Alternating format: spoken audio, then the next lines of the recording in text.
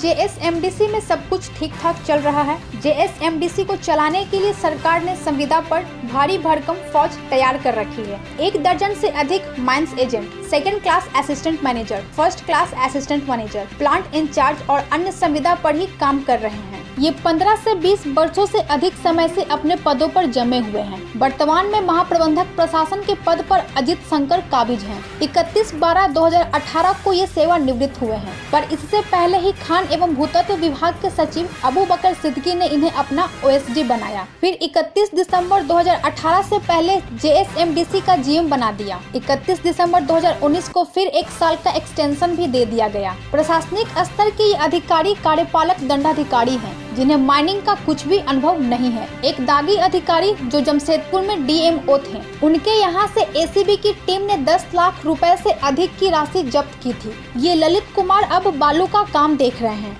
सिनकनी में प्रभारी कोल मैनेजर प्रवीण कुमार हैं। इनके अलावा फर्स्ट क्लास असिस्टेंट मैनेजर से लेकर आधा दर्जन अधिकारी भी बंद परियोजना को चला रहे हैं। प्रत्येक महीने कोल ऑक्शन का नोटिस निगम की तरफ से जारी किया जाता है। इसी प्रकार बेंती बागदा काइनाइट परियोजना, मेदिनी नगर परियोजना में माइंस एजेंट, तुपुदाना प्लांट और कोडरमा के सभी माइका परियोजना के लिए प्रोजेक्ट मैनेजर भी प्रतिनियुक्त किए गए हैं। तत्कालीन निगम अध्यक्ष विदेश सिंह के कार्यकाल में इन्हें अस्थायी करने का आश्वासन दे दिया गया था, पर मामले की तूल पकड़ने के बाद से इनका अस्थायीकरण नहीं हुआ। ये कैसे अपने पदों पर कार्यरत हैं, यह निगम की एक कार्यप्रणाली में से एक है। लाइव झारखंड के लिए ब्यूरो की रिपोर्ट। महिला वाले घरों को रोशन तो करते ही हैं, बच्चों का भविष्य भी संवारते हैं।